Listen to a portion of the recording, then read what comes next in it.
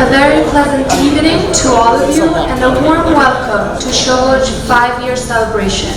I would like to thank everyone who has graced us with their presence here this evening. Also, thank you Mr. Kazian Islam and Professor Andy Wu for joining us tonight. My name is Sira Santonja and I will be your MC tonight. I grew up in Bangladesh, but now I'm studying psychology at York University in Toronto. I'm currently doing a summer internship in the marketing department at Shohoz. In tonight's event, we will be focusing on the evolution of Shohoz, how the global technology industry is shaping the way consumers are leading their lives, and what that means for Bangladesh. Once again, thank you for joining us today, and let's get started. Our first guest of the night is Professor Andy Wu, an assistant professor of business administration in the strategy unit at Harvard Business School, where he teaches in the MBA and executive education program. He conducts research on strategies for how technology entrepreneurs internally organize and externally mobilize resources to achieve scale for competitive advantage. He received the Harvard Business School WIS Award, Harvard Business School William Award, Poet and Quant's 40 Under 40, and Penn Prize in recognition of commitment and excellence in teaching and mentoring. Professor Wu is a founder, director, investor, and advisor of several technology ventures. He holds several patents across rapid prototyping, medical imaging, robots, and e-commerce. He received a PhD and a master's degree in applied economics from the Wharton School of the University of Pennsylvania, where he's a senior fellow at the school's Mack Institute for Innovation Management. While at Wharton, he received a Cofton Dissertation Fellowship. He also earned his Bachelor's of Science in Economics and Mathematics at the Massachusetts Institute of Technology, where he was a Butchered Scholar. As now part of the Shohoz board, Professor Andy Wu will be presenting his thoughts on consumer tech and its future strategy. Please welcome Professor Andy Wu.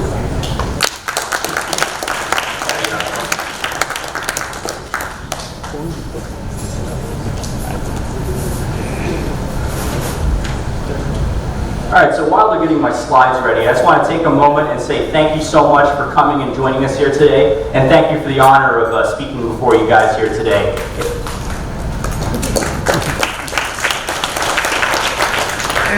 It's been an absolute pleasure to be working with Shohoz, and I just want to share a little bit about what excited me about the company. So the first thing is that, as do many of you, I think there is a tremendous general trend towards economic growth here in this region that I think right now is the ripe opportunity to capture on. So obviously my background is that I'm ethnically Chinese, and one thing I noticed about the hotel I was staying at today is that there's a lot of Chinese people staying at that hotel and walking around. And I'll tell you why they're here. They're here because 20 years ago they missed the chance to make the same investment in China, and they're pattern matching, and they think the opportunity is here. That's the first reason for me, is I think that opportunity is there. You guys know that too. The second reason is that I think that it's very clear Malia is an unbelievable CEO and exactly the kind of person that we're so proud of that we get to train at Harvard Business School. Can we put our hands together for her and the work that she's done? And so you'll hear from her later, and she'll talk a bit more about the great work that she's done and her team has done. Before then, I've got a great opportunity here to frame what you're going to see about Shohoz. And I'm going to be talking very generally about consumer technology and what explains how far we've come in consumer technology, as well as the challenges collectively we face going forward in the consumer technology space. And much of what I'm going to be talking about today, many of you are already intimately familiar with. I know many of you I've spoken to are in digital health, in fintech, and in consumer telecom and other consumer-facing or indirectly consumer-type businesses. So you're already familiar with this. I'm hoping to provide a framework to be thinking about the challenges that many of us are thinking about, and provide a pathway for us to have a conversation about that. All right. So no secret here. So CEOs need to evolve their strategy for the changing world of serving consumers. And here's some examples of companies that have made great strides in advancing their technology in order to serve consumers. And again, so you see an example of digital health. Walmart is aggressively expanding into e-commerce, and delivery to store, pick up and store business lines and expanding their e-commerce operation. There's other kinds of fintech that could expand into the consumer space, and even companies like Coca-Cola have expanded their digital assets to try to build a more custom and value-creating experience for their customers. And so this is the basic principle I want to take, and I want you to hold this graphic in your mind as we go through the talk. So this is the framework we use for value-based strategy, and this bar, the height of this bar, represents the total amount of value created in any transaction between your firm and a customer. And this line here represents the cost, and that line here represents the price, and the total bar is that total value. And so the sum of the blue part and the green part represents the value created. So that is the value your businesses are creating, is the gap between what you pay your suppliers and essentially the sort of abstract sense of value or willingness to pay that your customers are getting. Value creation has been phenomenal in the consumer tech space, and I'll give some examples of that. The thing I want to highlight, though, is the distinction between value creation and value capture. Value creation versus value capture. And so value capture is only a subset of that, and again, value capture is only the difference between price and cost. That's your profit, that's what you get. This is the general thesis of what I'm going to talk about here today, is that we are in an unprecedented environment of value creation in consumer technology, and I'll talk in detail about sort of why we're seeing that kind of value creation. But firms need to take back value capture, and I'll provide some possible directions for how firms facing consumer markets can capture some of that value that they've done such a great job creating in these markets. And so, again, with IT support, there's two big drivers of value creation for the consumer businesses and businesses more generally. The first is scale, in that as you have more units supplied, overall there's benefits that will accrue to your firm. I'll talk about that. Alternatively, IT solutions also enable consumer businesses to provide a greater scope or different kinds of products and services, or serve different customers all within the same firm and do so more effectively. And so what's going to happen is that IT enables value creation through economies of scale and economies of scope. And scale and scope in this case translate to increases in customer value and reductions in cost as far as the cost you're incurring inside your businesses. And so I'm going to go through each of these 4 quadrants and diagnose how we've come so far and how we've created so much value for the consumer sector with applying IT to consumer businesses. And so the first is the dimension of the upper left quadrant, value increasing and economies of scale. And when we talk about economies of scale relative to value creation, the more accurate term to describe it is network effects. And what information technology, telecom, and all these other things enable is for network effects to pervade and allow value creation between different parties that are on platforms to interact and create value for one another.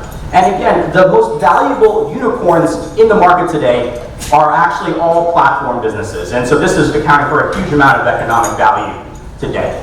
And so if we move on, I just want to focus exactly on the kind of network effects we're talking about here. And there's 2 kinds that matter in these businesses. The first is direct network effects. Facebook has a large installed base of users. That leads to greater value to the customer because you like interacting with your friends. And then that greater value leads to a greater installed base of users and so forth. That is a direct network effect. And then most platforms operate with indirect network effects in that there's a large installed base of users.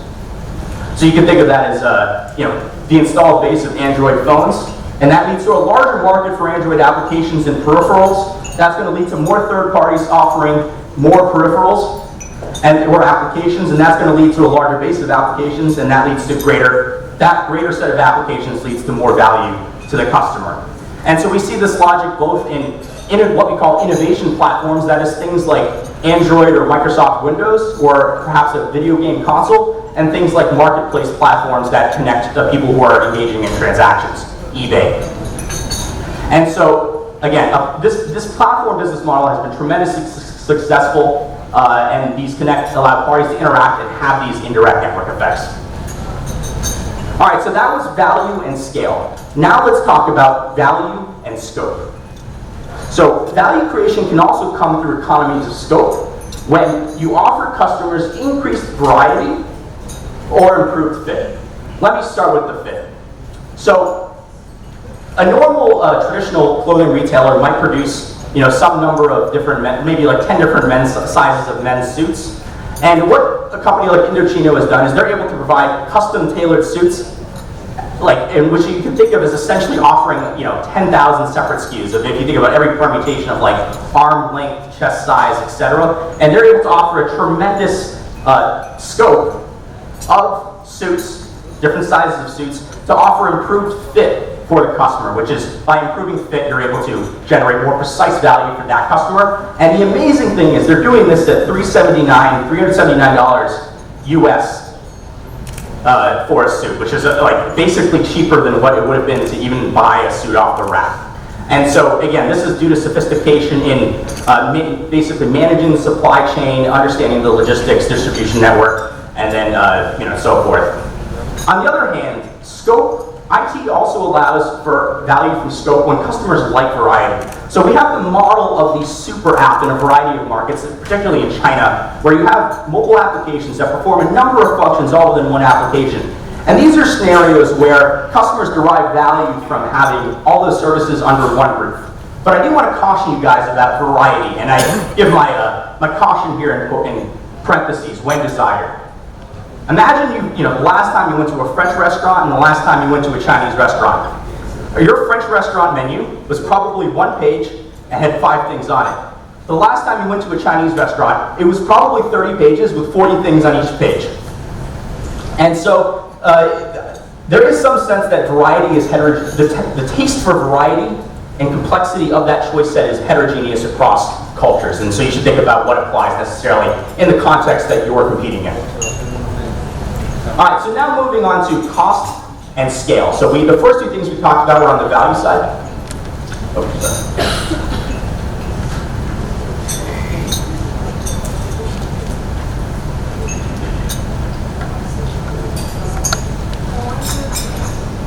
want to express my sincere appreciation to Honorable State Minister Junaid Ahmed Polo for honoring this event by attending. Will we be able to start? Thank you. Thank you for joining us here today. I just got to cloud computing. I think you'll like this stuff. All right, so we talked about value creation. Now moving on to thinking about the cost side. And again, this is straightforward. This is true of technology businesses for a while, in that you're making huge high fixed cost investments in technology, and then doing that at scale allows you to spread the fixed cost of that technology. For example, in your on-prem data centers, there's very clear curve that looks like this, in that data centers do become cheaper per compute unit as you grow them bigger. And in addition, I'll mention that just traditionally, like any software business, obviously the fixed cost is all there and the marginal cost is 0. And so again, the ability to spread your fixed cost is fundamentally what makes software development business models work. And so the other thing I'll mention here is that there's also this advantage from cost and scope. In that, again, IT allows us to reduce the cost of expanding and diversifying into adjacent markets, because what we're able to do is we see companies leveraging existing investments into technology or existing investments into customers that they've already acquired, and they're able to sell them these other ancillary services. So this is a photo of Uber and their expansion into bike sharing.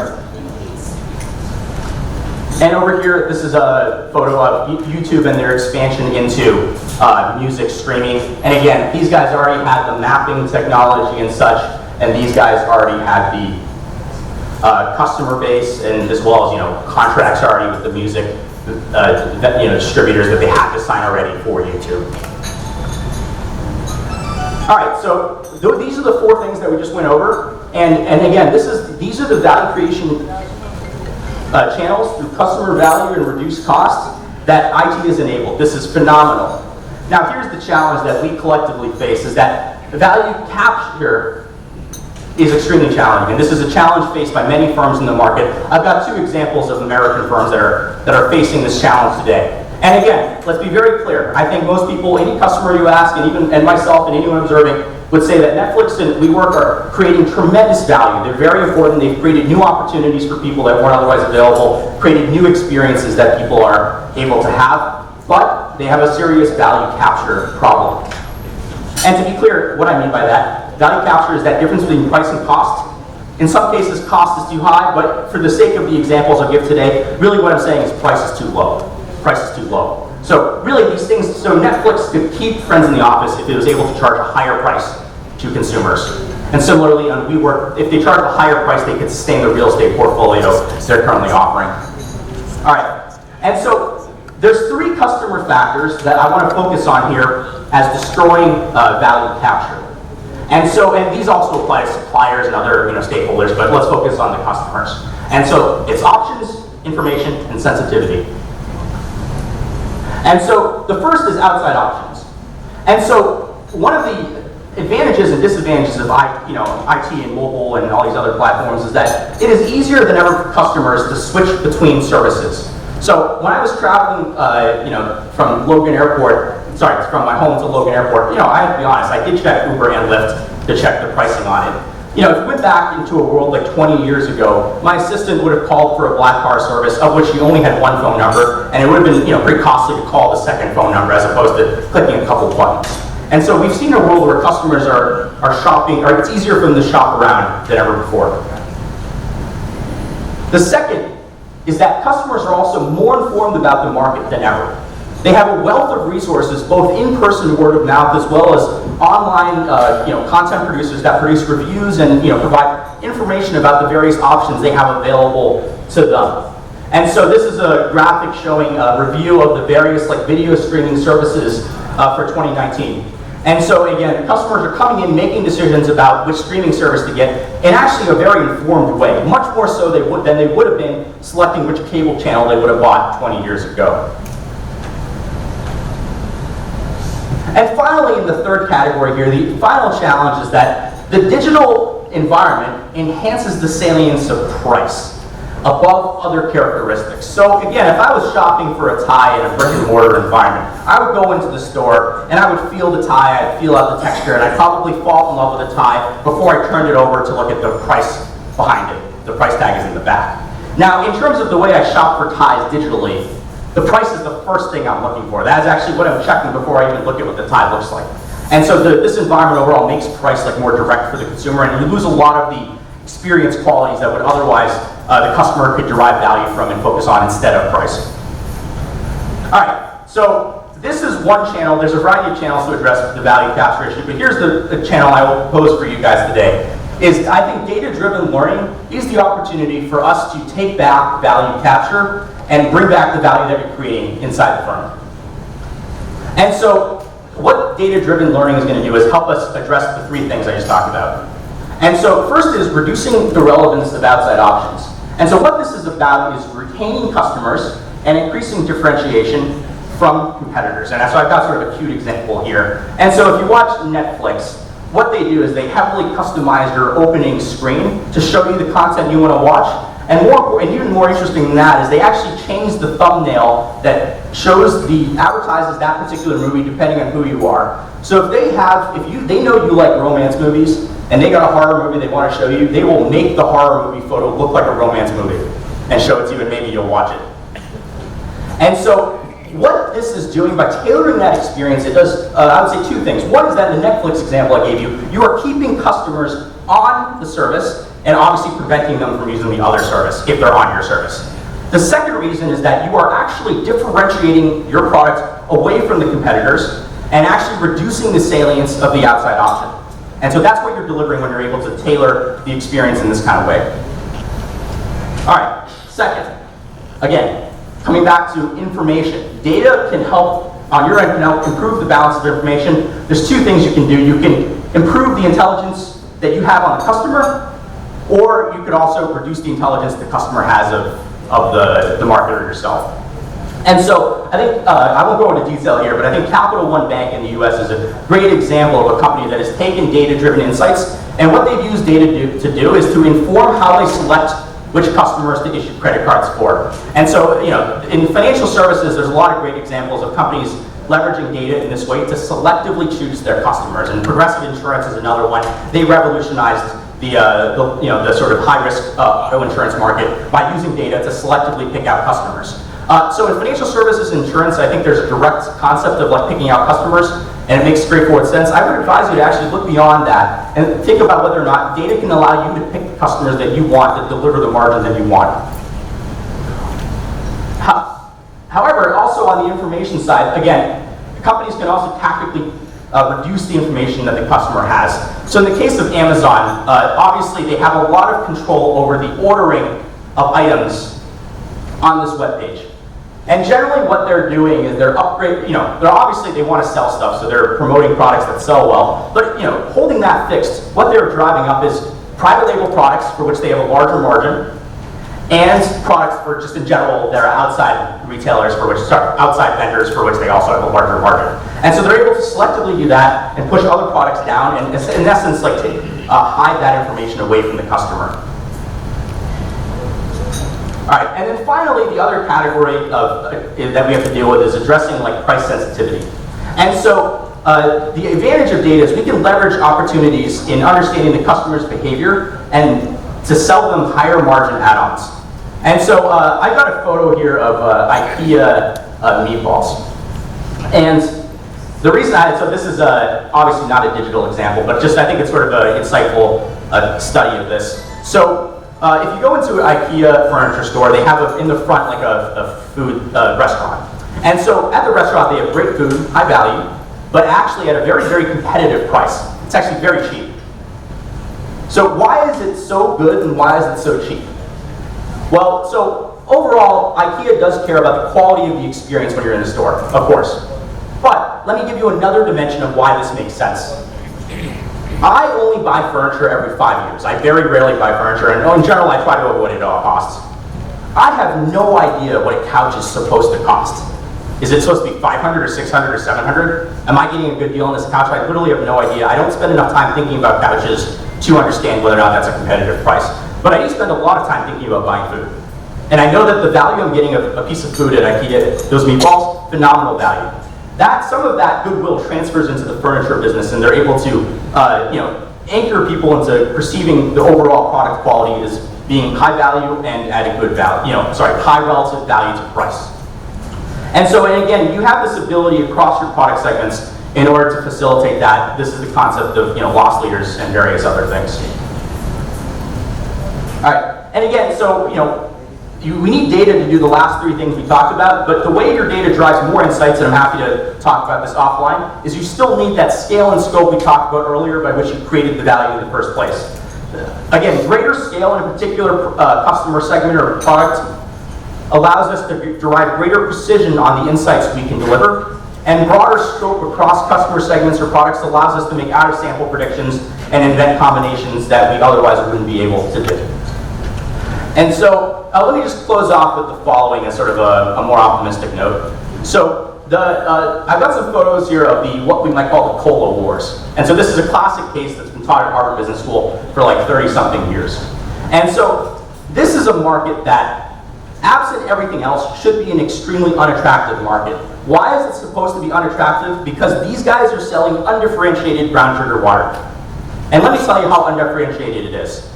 So every year we have our MBA students do a taste test of Coke, Pepsi, and a generic cola when we start the class. And every year without fail, the vast majority of them get it wrong, even the ones that think they can tell the difference. If that's not enough for you, we had an exec ed program where we were teaching Coca-Cola executives, and we had them take the taste test. And even they could not tell their own product apart. So like something 40% of them got it wrong. And so think about that. That is the product that they sell. Yet this is a market that is extremely profitable. They've managed to maintain this market and make it extremely profitable. And so this is an example of companies taking actions to protect the ability to value capture in that market. And a lot of this has to do with brand, and a lot of this has to do also with sort of the way they position themselves in the market. The nature of the cola war is it's really a cola piece. The cola war is just for market. By calling it a war, they make customers want to take sides. And when you have sticky customers that take sides, that is a great customer. And so this is just a quote from Fortune magazine.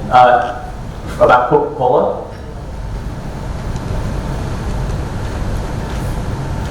So this is from 1938. All right, and so what ended up happening, so fortune was wrong. If you invested $10K in Coca-Cola IPO in 1910, tremendous value created in the business. And so some decades from now, some professor will come up here and they will show this slide and they will fill in that number, and then they will show that and they'll fill in that number with 3 digits. And so let me just quickly summarize some of the points here. And again, you guys already know this, but this is just some frameworks to think of to frame exactly what you're already doing day to day. Tremendous value creation, unprecedented, perhaps the biggest era for consumer value creation we've seen. And again, this is driven by IT, allowing economies of scale and scope, both in value creation as well as driving costs down. However, that's coupled with a challenging environment for value capture. And again, the issue is that outside options have gotten more plentiful, information has increased on the customer side, and then price sensitivity has also increased because of the way the markets are, they present the product to the customer. And I think that data-driven insights can allow you to tackle these 3 challenges and generate, the value capture that you deserve out of the tremendous value creation that you are delivering. And let me go ahead and wrap up there. Ladies and gentlemen, it's been an honor. Thank you very much.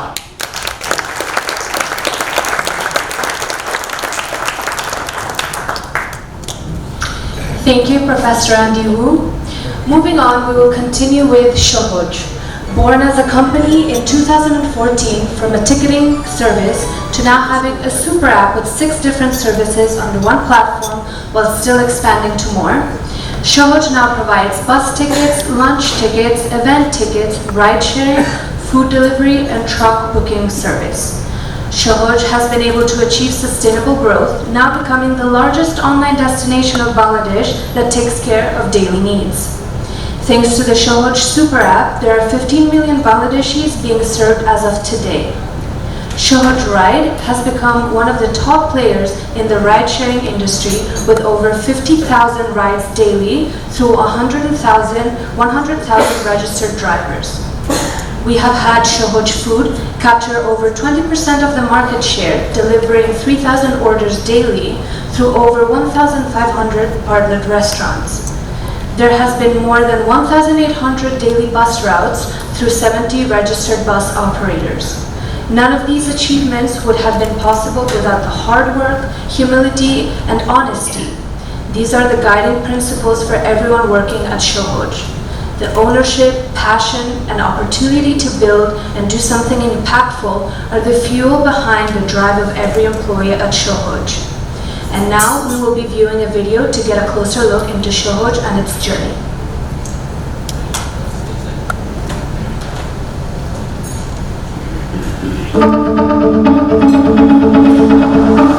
আজকের Bangladesh digital Bangladesh, আজকের বাংলাদেশ তরুণ বাংলাদেশ।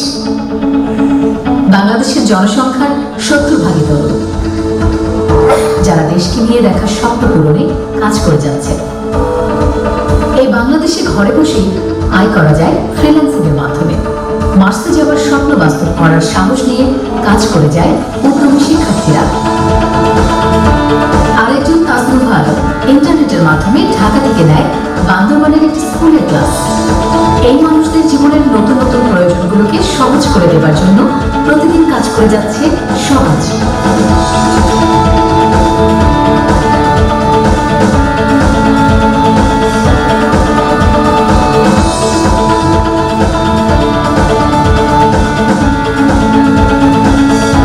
বাংলাদেশে এখন ঘরে বসে কাটা যায় বাস বা লঞ্চের টিকিট, আর যে কোনো জায়গায় যাওয়ার জন্য যে কোনো সময় পাওয়া যায় ride.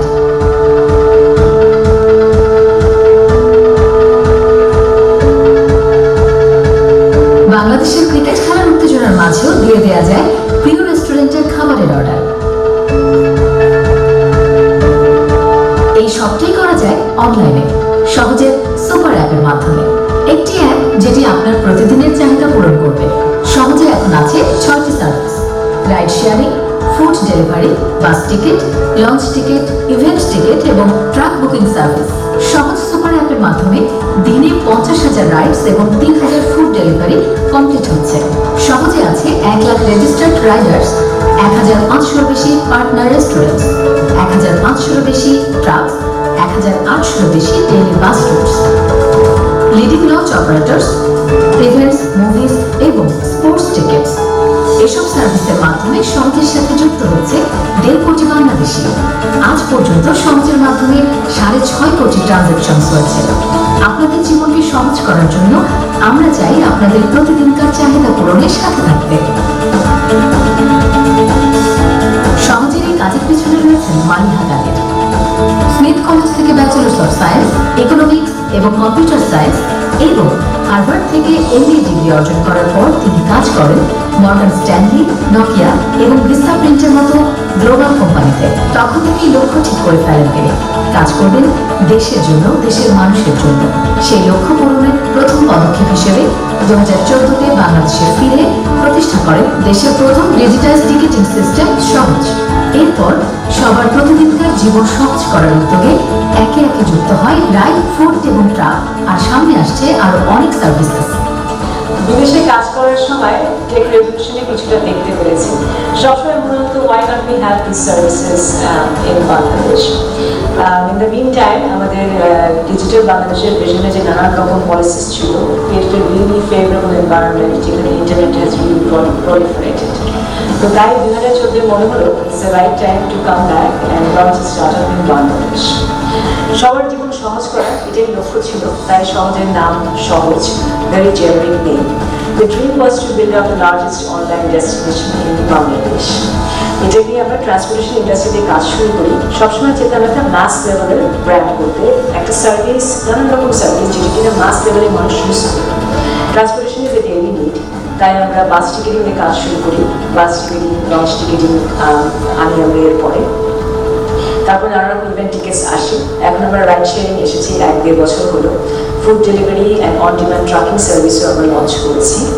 So we are calling it a super app strategy. It's a title basically which means that we are going to offer multiple services in one umbrella. একটা অ্যাপ যেটা কিনা মানুষের নানান রকম চাহিদা পূরণ করবে।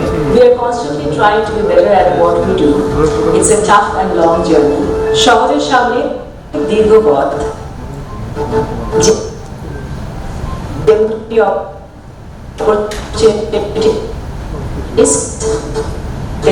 challenges.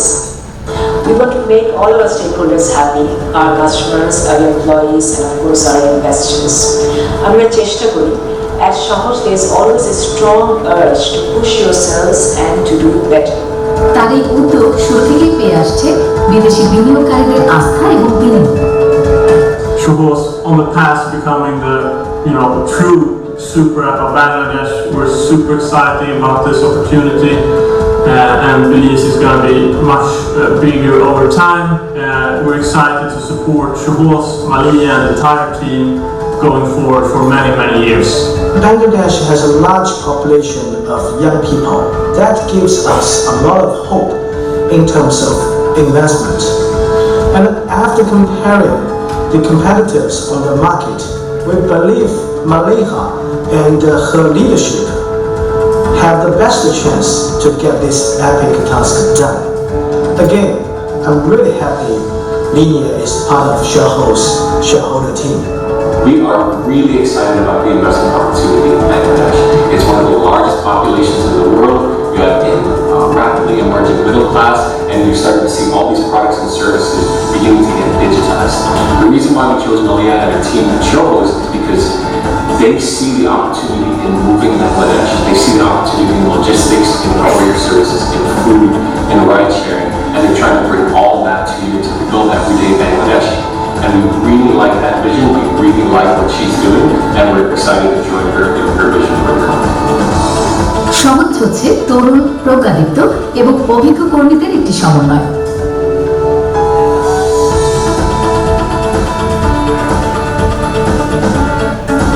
I've been working here since the last 4 years, and I've seen the company grow tremendously from a team of 15 to 300 people right now. And the work and the brand it has grown tremendously, and it is going to grow even further in the future as well. Working in Shohoz Limited itself gives a great exposure to our employees. We get to work with the most amazing and experienced management colleagues.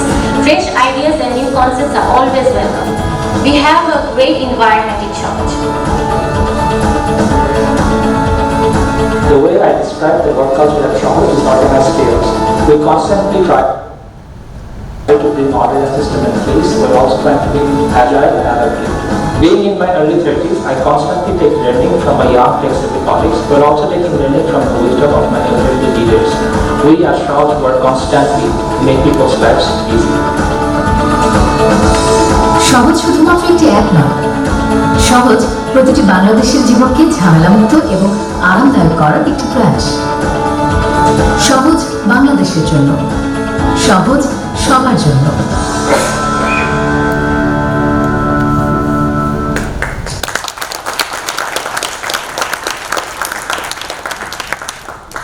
We have been able to see the tremendous work Shohoz has done in just 5 years.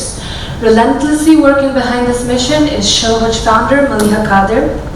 Recognized as a young global leader by the World Economic Forum in 2017, Maliha Kadir has had her extensive work experience in the global arena. Prior to starting Shohoz, Maliha led the emerging markets digital strategy of a global e-commerce startup, Vistaprint, out of Singapore. She also worked for Nokia in Singapore, leading its business development efforts in digital services in emerging markets. Prior to moving into technology, Maliha honed her career in finance, having worked for Standard Chartered in debt capital markets in Singapore, as well as Morgan Stanley in investment banking in New York and San Francisco. Maliha completed her MBA from Harvard Business School and her bachelor's in computer science and economics from MITS College in United States. Maliha moved back to Bangladesh in 2014 and started Shohoz.com with a simple vision of making life easy for Bangladeshis through technology. Please welcome to the stage Maliha Kadir.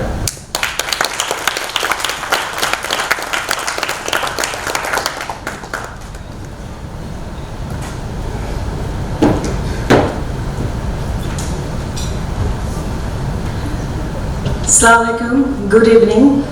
Thank you all for joining us today. Honorable State Minister Junaid Ahmed Palok, Honorable Bida Chairman Qazi Amnul Islam, Professor Andy Wu, and respected business leaders. Thank you so much for joining us today. Shohoz is very small, so we're really honored that you made time for us out of your busy schedule and came. Palok bhai, you have been a great supporter of Shohoz. 5 years, I'm almost getting emotional. আপনি আমাদেরকে অনেক support দিয়েছেন, অনেক we've always found you very approachable, understanding of business challenges we are facing and really helping us. So thank you so much for your busy schedule for making time for us. It means a lot for us. Amin bhai, I'm so indebted to you, a long time friend of Shohoz. আমাদেরকে অনেক ভাবে আপনি introduce করেছেন, অনেক জায়গায় সময় দিয়েছেন, help করেছেন. Thank you so much. We really, actually, as an industry, ICT industry, I'm really grateful that we have people like you supporting us. Foreign investment, business environment, ICT policy, and the support we get from you. Many challenges we are facing. Actually, we are lucky to have people like you who understand the business challenges we face. And I'm really, really grateful to you for joining us today. Andy, it's really awesome to have a professor from my alma mater join us today and be on our board. Thank you so much for coming all the way from Boston. আমরা সত্যি honour যে আপনারা সবাই সময় দিয়েছেন, এসেছেন আজকে। Shohoz turns 5 today. আজকের ইভেন্টটাকে আমি সেলিব্রেশন বলতে চাই না, কোনো সাকসেস টাইপের শব্দ ইউজ করতে চাই না, কারণ আমাদের সামনে অনেক পথ, অনেক চ্যালেঞ্জেস আছে। This is really our way of thanking the business community for giving us the support over the last 5 years, and also just sharing the tremendous amount of hard work that Team Shohoz has done over the last 5 years. আমাদের, consumer tech is a very exciting industry, very fast paced, খুব মজা লাগে, কাজের অনেক excitement আছে, তেমনি অনেক challenges আছে। সহজের কাজ মোটেও সহজ নয়, ভিতরে there's a lot of hard work, there's a lot of challenges that we face on a daily basis. When I started Shohoz, the dream was to really build up the largest online destination for Bangladesh. It's a very wide, broad dream. In the last 2 years, we have seen that strategy being coined as a super app, as they call it, by many successful tech startups in Asia. WeChat, Meituan, Grab, Gojek, they're also going towards that. For various reasons, it works out well in Asia. তাই আমরা সেটাই follow করার চেষ্টা করছি for Bangladesh market. We started our work. We are focused on really offering necessary services. সেখানে transportation is a big challenge for all of us in Bangladesh. তাই transportation industry দিয়ে কাজ শুরু করি, বাস ইন্ডাস্ট্রি দিয়ে আমরা কাজ শুরু করি। আজকে আমরা 70টি বেশি লার্জ বাস অপারেটরদের সাথে কাজ করছি। একে একে we have been slowly adding other services. Biggest other vertical we added is ride sharing 1.5 years ago. And despite having competition in the market, within a year and a half, with 50,000 rides, we are one of the topmost players in ride sharing. So a lot of good work has gone to that. We have gotten into logistics industry, food delivery the কাজ শুরু করেছি। 3,000 orders per day যেটা আমরা share করলাম, that's only like আমাদের official launch in food happened in April. So within 3 months time to be able to capture that market share and growth is also quite commendable. আমাদের আজকে আরেকটা service আমাদের অ্যাপে আসছে, ফর্মাল অ্যানাউন্সমেন্ট কিছুটা এখানেই দিচ্ছি। লজিস্টিক্সে we are adding trucking marketplace. Now this is a service that is very close to my heart. আমরা সহজ যখন শুরু করি আমার ইন্টারেস্ট ছিল যে ট্রান্সপোর্টেশন ইন্ডাস্ট্রির একটার পর একটা ভার্টিক্যাল অ্যাড করবো। Anything that moves will move through সহজ। অ্যান্ড সেখানে আমরা উইভার অন ডিম্যান্ড ট্রাকিং নাকি অন ডিম্যান্ড ট্রান্সপোর্টেশন কোনটা করবো এই ডিবেটটা অনেক করেছিলাম। আমিন ভাই, you are part of that debate, we discuss with you as well.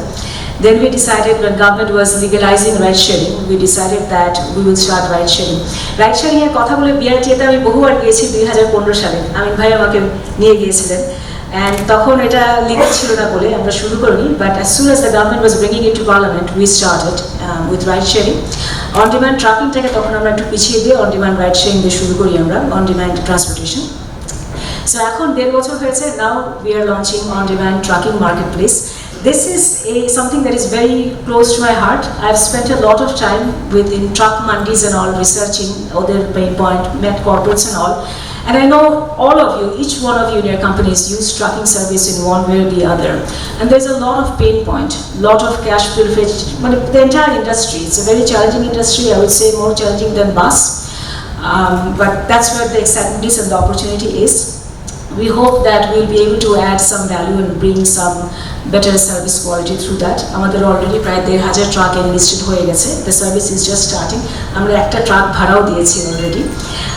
So we are very excited on that service. So we really want to be in logistics. We really want to make a huge mark and really be number one player in whatever we do, particularly in the logistics industry.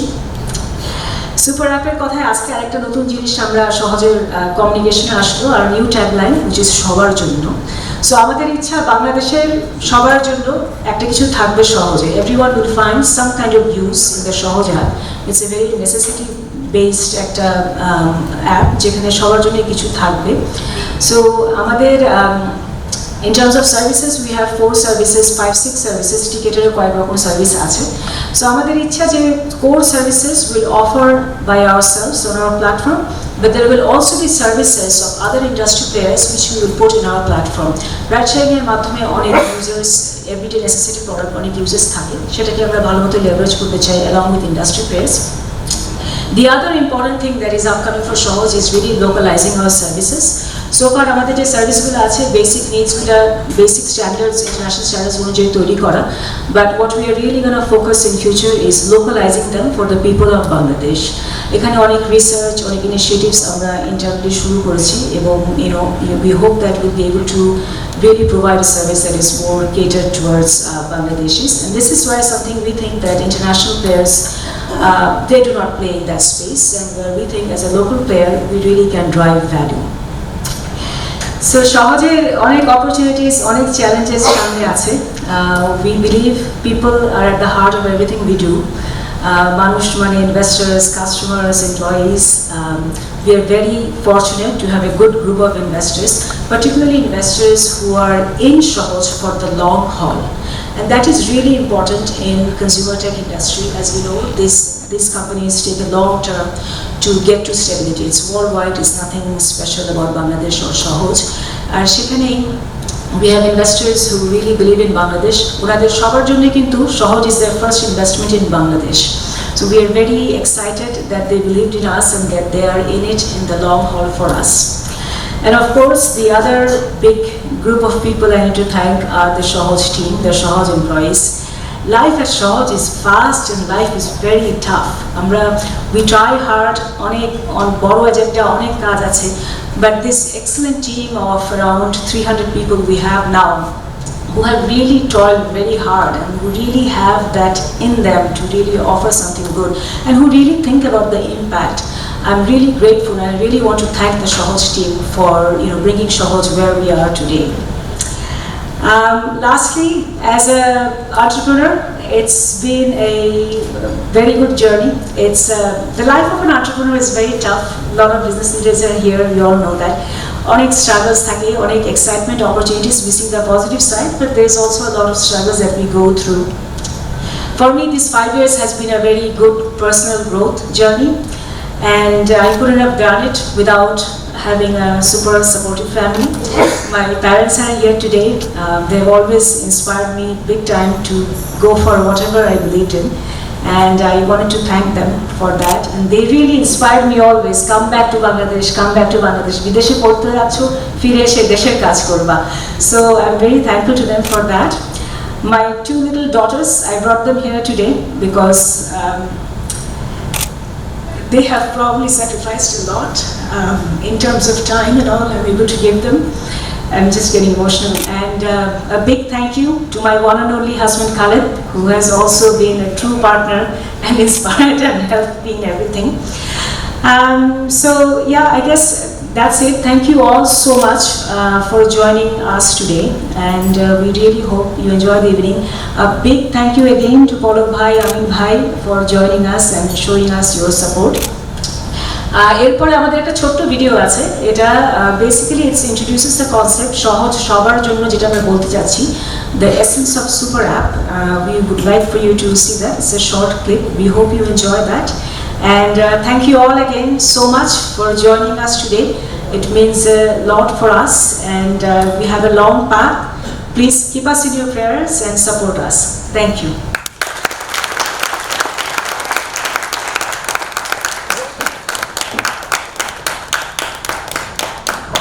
কেমন করে আসি বলো?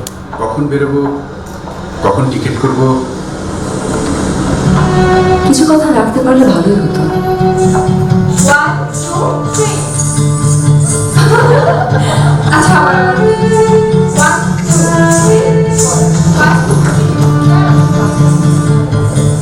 Hello, কত দূর? হ্যাঁ চলে আসছি, 7টার মধ্যে। কি বলিস? মাত্রই তো শুরু হলো। কিছু কথা আমরা জানি, রাখতে পারবো না।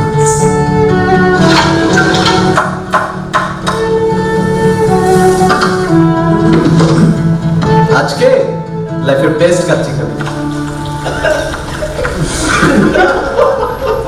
আর কিছু কথা সবটা দিয়ে রাখতে গিয়েও হয়ে যায় ভুল। 1, 2, 3, 4, 5. স্যার, যা নিজেকে রান্না কর।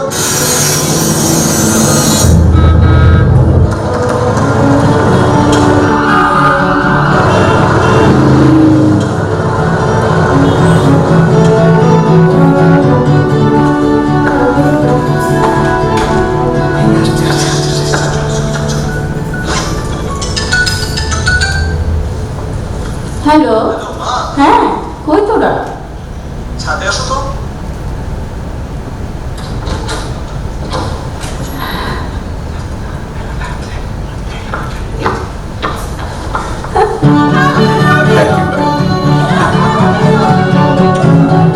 কথাগুলো রাখতে সহজ আছে, পরিবার, বন্ধু-বান্ধব সবার সাথে। সহজের সাথে সময় মতো পৌঁছতে পারি যখন যেখানে প্রয়োজন। খাবারের সাথে ভালো মুহূর্তগুলো করে তুলি আনন্দময়। তাই সহজের সুপার অ্যাপে এখন সব কথাগুলো থাকবে, যাতে আপনি জীবনকে পুরোটা উপভোগ করতে পারেন। সরি মা, একটু খিদে লেগে গেছিল। সবার জন্য।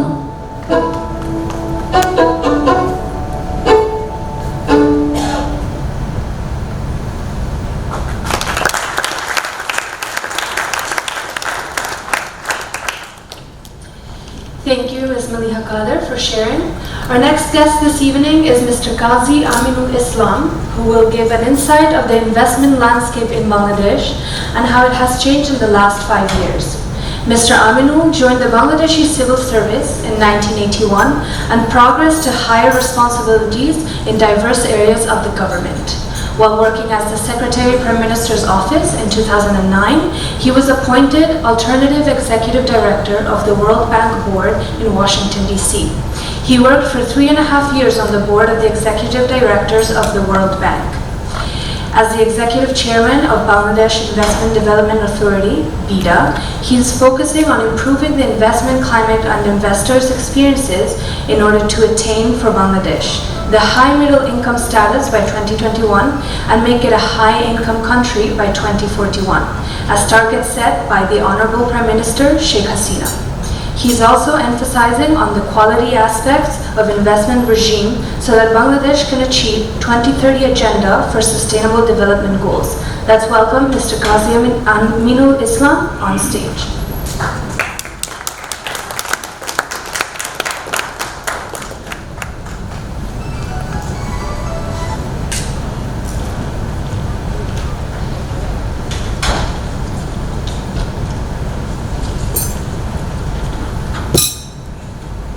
Honorable State Minister, Managing Director of Shohoz, CEOs, heads of various agencies, well-wishers, supporters and friends of Shohoz, distinguished guests, ladies and gentlemen, good evening. Firstly, let me congratulate Shohoz on its 5th anniversary. 5 years is not a long time. But if you look at the growth journey of Shohoz, it has been very, very impressive. She mentioned a few events that I was together with Maliha and Khalid Qadir. When Shohoz came to Bangladesh for the first time, it was probably after I came back from World Bank back in 2013 and 14. I met them with all these ideas of innovative products. Then I thought that I'll join them. So I took them to people that I knew in the government. Heads of agencies, I remember BRTA chairman. Heads of ministry, I remember Secretary Communication. And definitely a few ministers. Luckily for us, everybody was sympathetic. But I could clearly see that the legal and institutional regime, rules, laws, policy, process, everything is lagging behind. And at some point, we could discover that what she has been attempting is totally illegal. Law has to be changed. So that's the kind of situation that Shohoz started.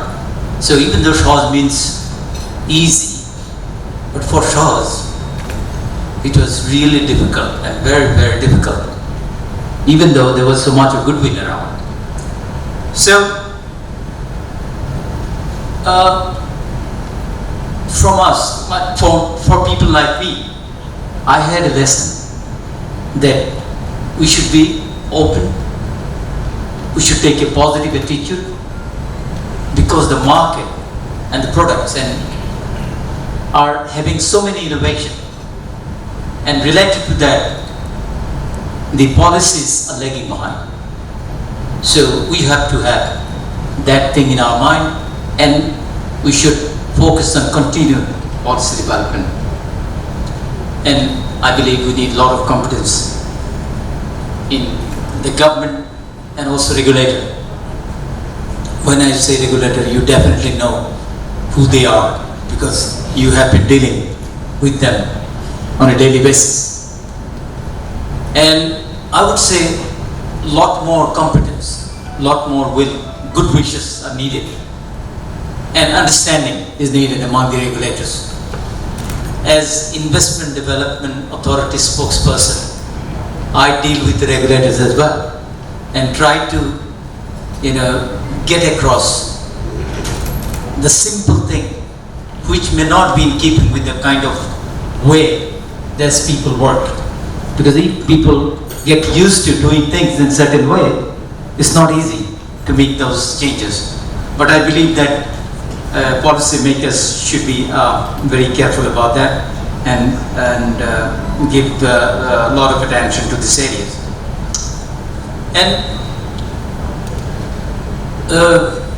but if you look at this technology-driven activity, whether it's in consumer space, in other space, it's the result of Digital Bangladesh Initiative, because that has created infrastructure both on the demand side as well as on the supply side. I think as technological improvement continues, we adopt more and more technology. I believe that many more opportunities will be created. However, we have to understand that physical facilities like broadband and all that thing doesn't work in isolation. It works only with policies, good policies, sound policies. And when I say good policies and sound policy, nobody knows it better than the Honorable Minister, because he has been dealing with all lots of issues that clearly says what are the bad policies, what are the not so good policies. So we have to give a lot of focus. You definitely heard what the ICT advisor has said, that we'll be changing the laws because we are stuck, otherwise we'll be stuck. So that is something that I think policymakers should focus on, that we have to create institutional and legal infrastructure in order to promote and create similar opportunities. And I believe that enabling environment is very important. Shohoz came before the enabling environment was created, but that created an opportunity for us to develop an enabling environment, create an ecosystem for these innovations, whether it's disruptive or adaptive, to happen in this country. You see, if you look at Bangladesh, it's in a unique situation. We have more than 50% of below 25. It's the most young country in the world. Income is rising like anything. Back in 2008, when I was Secretary Prime Minister's office, we have seen our per capita income is little over $600, and it's hovering around 2,000. We crossed 1,800. And these young people are very technology sharp. They want to try out anything and everything. Take the risk, make initiative. People, senior people like us should come forward, because sometimes I feel that we are failing these young people. We should come forward with everything that it takes to liberate the energies that these young people have. Once that is done, at the moment we are having more than 8% of growth.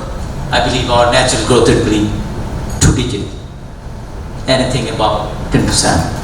And that will continue for quite some time. Countries like Vietnam and others are showing, big numbers, but wages are increasing, they're losing competitive advantage, creating narrower space for this sort of development which will happen in this country. Shohoz has been ahead of others through difficulties. If you look at this room, which is full of so much of support, so much of goodwill, I believe even though it was difficult for Shohoz, it will be Shohoz for others who will come and who will follow you. Thank you all.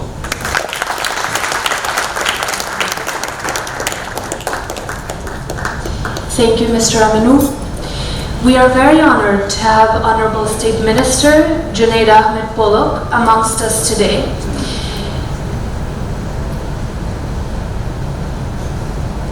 Sharing how the government is supporting the digital landscape in Bangladesh.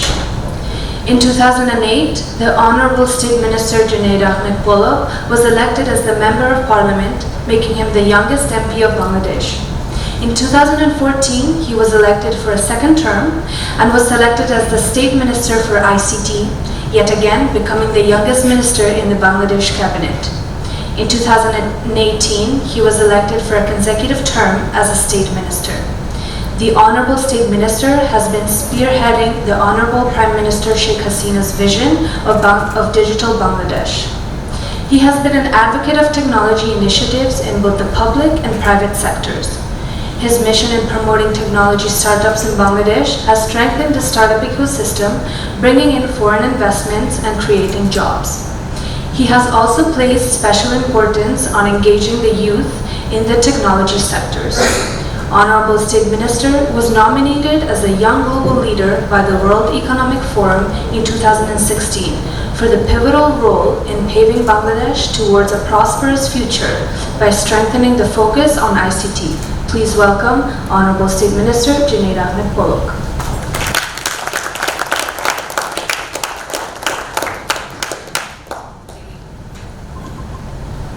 আন্তরিক ধন্যবাদ আমাকে আজকে আমন্ত্রণ জানানোর জন্য, বিশেষ করে সহজের 5 বছর। আমি বসে বসে ভাবছিলাম যে সহজ 5 বছরে পদার্পণ করলো, আমিও প্রতিমন্ত্রী হিসেবে 5 বছরে পদার্পণ করেছি। তো সহজ যখন স্টার্টআপ হিসেবে শুরু করেছিল 14 সালে, তখন আমিও প্রতিমন্ত্রী হিসেবে স্টার্টআপই ছিলাম, এখনো স্টার্টআপ মনে করি। তো হয়তো সিড, তারপরে প্রি সিড থেকে সিড থেকে গ্রোথ স্টেজে, এখন সহজ, আমিও গ্রোথ স্টেজে। তো অনেকটা মিল আছে সহজের অগ্রযাত্রার সাথে। তো আজকে প্রফেসর এমডি এবং ফাউন্ডিং ম্যানেজিং ডিরেক্টর মালিহা আপা, আমাদের আমিন ভাই এবং এখানে উপস্থিত বিশিষ্ট আইনজীবী, শিক্ষাবিদ, ব্যবসায়ী, উদ্যোক্তা, সাংবাদিক বন্ধুগণ, আমন্ত্রিত অতিথি, সবাইকে আমার আন্তরিক শুভেচ্ছা, সালাম, আসসালামু আলাইকুম, আদাব এবং শুভ সন্ধ্যা। আমি খুবই সহজ এবং সংক্ষিপ্ত একটা বক্তব্য দিতে চাই, কারণ রাত 10টার সময় ডিনারের আগে এই কঠিন কাজটা আমি আপনাদের সামনে করতে চাই না। কারণ আমি প্রথমেই ক্ষমা চাচ্ছি, আমি দেরি করে ফেলেছি আসতে। কি কারণে সেই ব্যাখ্যা আমি দিয়ে আপনাদের কাছে কোনো অজুহাত দিতে চাই না। আমি দেরি করেছি, এর জন্য আমি ক্ষমা প্রার্থী। আপনারা কি আমাকে দয়া করে ক্ষমা করবেন? কারণ হয়তো এতক্ষণ চলতো না, অনুষ্ঠান আগে শেষ হয়ে যেত, আপনাদের কষ্ট হতো না। কিন্তু আসলে বিকাল 3টায় আমরা আর্কিটেক্ট অফ ডিজিটাল বাংলাদেশ জনাব সজীব ওয়াজেদ জয় ভাই একটি যুগান্তকারী আজকে উদ্বোধন করেছেন, আপনারা জানেন, যেটি আমাদের সহজ সহ, বিকাশ সহ এরকম অনেক সার্ভিসকে আরো সহজ করে সবার জন্য নিশ্চিত করবে। সেটি হচ্ছে পরিচয়। আমার আপনার পরিচয় শনাক্ত করার জন্য একটি প্ল্যাটফর্ম আজকে লঞ্চ করেছেন জনাব সজীব ওয়াজেদ জয়, সেটি হচ্ছে পরিচয়। এবং এই পরিচয় আমাদের সহজ সহ আরো অনেক উদ্যোগকে সহজ করে দেবে, কারণ আমাদের এই ভেরিফাইং সিস্টেমটা আমাদের আগে এত বেশি সহজ ছিল না। এখন সেটা অনলাইনে আমরা অ্যাভেলেবল করেছি, www.porichoy.gov.bd। এইটাতে গেলে যে কোনো কোম্পানি তারা সহজেই এই ভেরিফিকেশন ফ্যাসিলিটিসটা পাবে। তো এরকম ভাবেই আমরা আগাচ্ছি। তারপরে আসলে একটা ডিসিস কনফারেন্সে আমার উপস্থিতিটা নিশ্চিত করতে হয়েছিল, যে কারণে আসতে দেরি হয়েছে। তবে আমি একটা ভুল করেছি, যে আমি আসলে সরকারের গাড়িটা নিয়ে এসেছি। যদি আমি সহজে রাইডটা নিতাম, হয়তো আর একটু আগে এসে পৌঁছাতাম। তো এটা আমার ভুল হয়ে গেছে। তো আমি এরপরে চেষ্টা করবো, যেখানে একটু দেরি হবে। মাঝে মধ্যে অবশ্য আমি সহজ রাইড নেই, এবং মোটরসাইকেলের বড় একটা ফ্যান আমি, এটা আপনারা অনেকেই জানেন।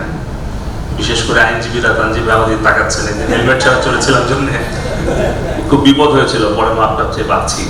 তো আসলে সহজ আমাদের শুধু একটা উদ্যোগ নয়, এটি আমাদের গর্ব। কারণ সহজ একমাত্র স্টার্টআপ যেটি প্রকাশ্যে ঘোষণা দিয়ে একটা রাউন্ডে সবচেয়ে বেশি ইনভেস্টমেন্ট পেয়েছে।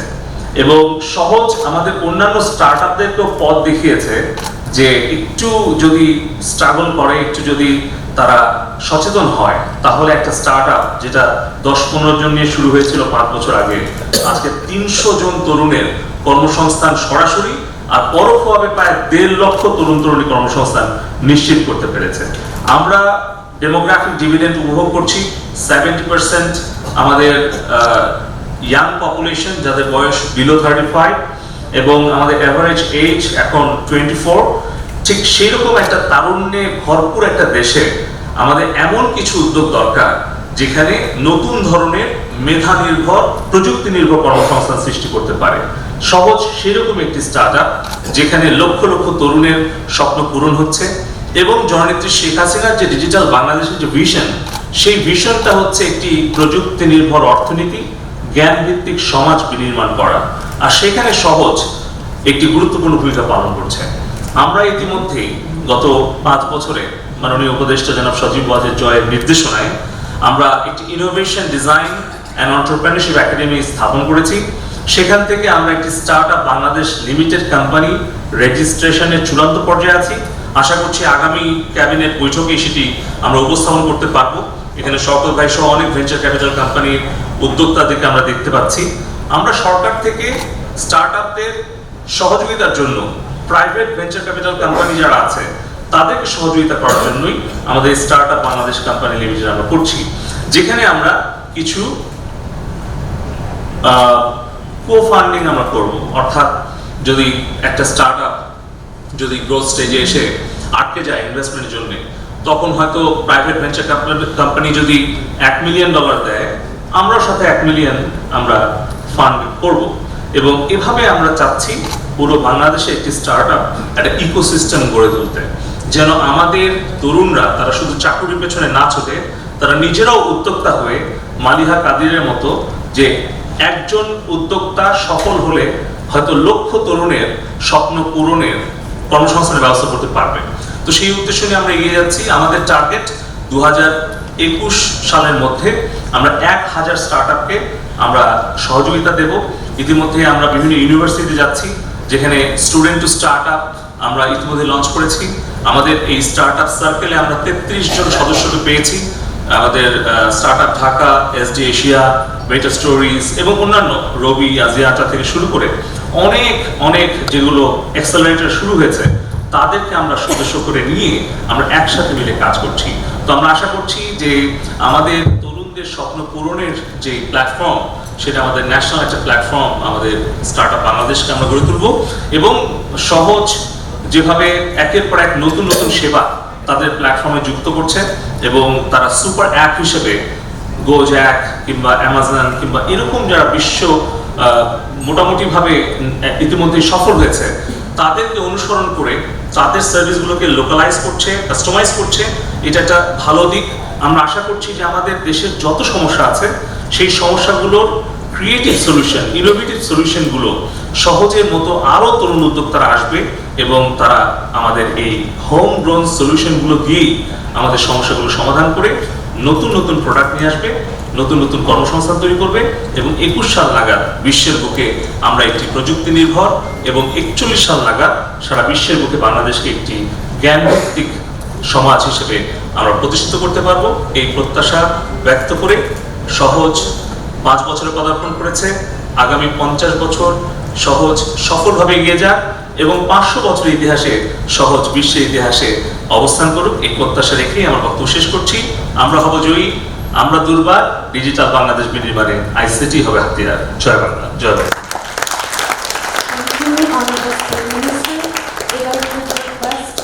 Join the stage for a picture, and I would also like to invite on stage Ms. Maliha Kadir, Mr. Andy Wu, and Mr. Aminul Islam.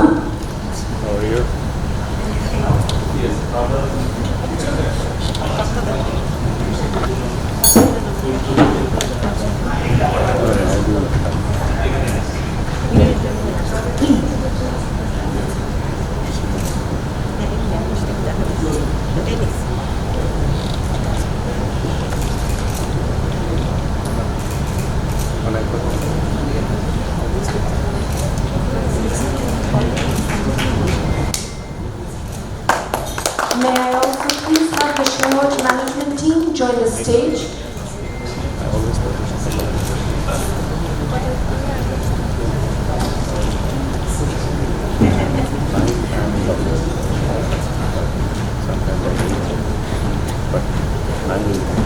Just give me a chance. Otherwise, She has access to everything. Otherwise, she composes which is very good. Without taking any more of your time, we just want to say thank you for joining us today. We hope you enjoyed this evening, and thank you to all our speakers that attended tonight. Dinner will be served now, so please enjoy. Once again, thank you for gracing us with your presence, and hope you had a good evening. Thank you.